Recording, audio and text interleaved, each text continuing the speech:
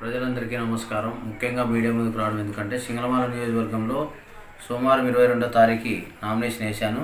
స్వతంత్ర అభ్యర్థి ఎమ్మెల్యేగా నామినేషన్ వేయడం జరిగింది. ఈరోజు కూడా సింగళమాలకు పోయొచ్చాం. నా పేరు మన్నెపాకల మాధవ.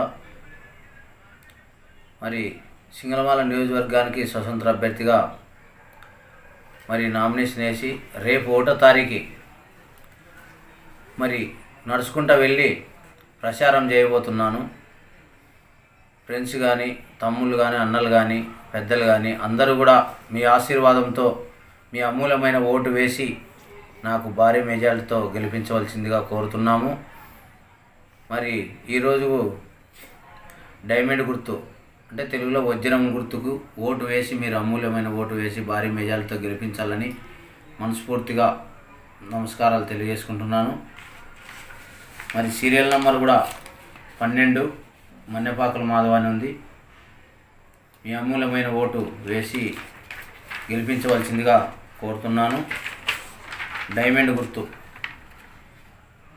గుర్తుకు మీ అమూల్యమైన ఓటు వేసి భారీ మెజారిటీతో గెలిపించవలసిందిగా మనస్ఫూర్తిగా కోరుతున్నాను. ఎందుకంటే సింగళమాల నియోజకవర్గం నా సొంత ఊరు. బండమిందపల్లి గ్రామం, సింగళమాల నియోజకవర్గం. మా నాయన పేరు మన్నెపాకల నాగన్న, మన్నెపాకల మాధవ నా పేరు. నా సొంత ఊరు నేను అభివృద్ధి చేసుకుంటున్నాను. సొంత నియోజకవర్గాన్ని అభివృద్ధి చేసుకుంటున్నాను. మరి ఏ అవసరం వచ్చినా మీకు అందుబాటులో ఉంటాను. ఎందుకంటే భవిష్యత్తులో రాబోయే రోజుల్లో కూడా ఆఫీసు కూడా నేను మా సొంత ఊరిలోనే పార్టీ ఆఫీసు కూడా కడతా.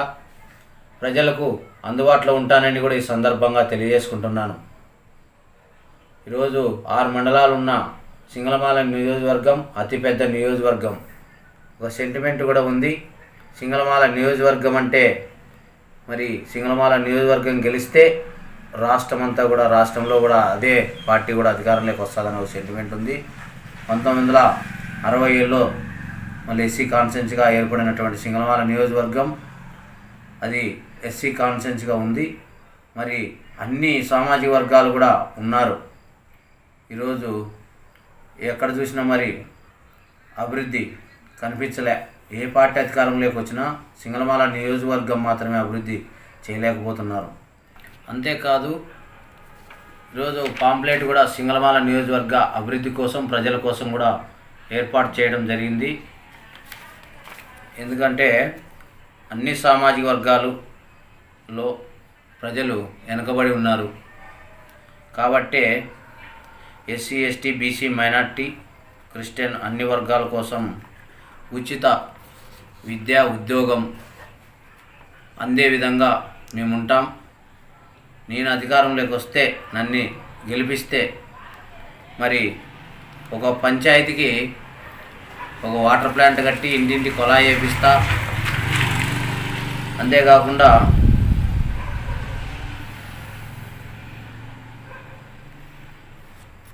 అన్ని సామాజిక వర్గాలకు ఉపాధి కల్పించే విధంగా పరిశ్రమలు తెస్తాం. అలాగే మహిళలకు ₹1,00,000 ఏ వడ్డీ లేకుండా రుణాలు కూడా మంజూరు చేసే విధంగా మేము ఉంటాం. అంతేకాకుండా విద్యార్థులకు పెద్ద పెద్ద చదువులు చదివి ఈరోజు నిరుద్యోగులుగా ఉన్నారు.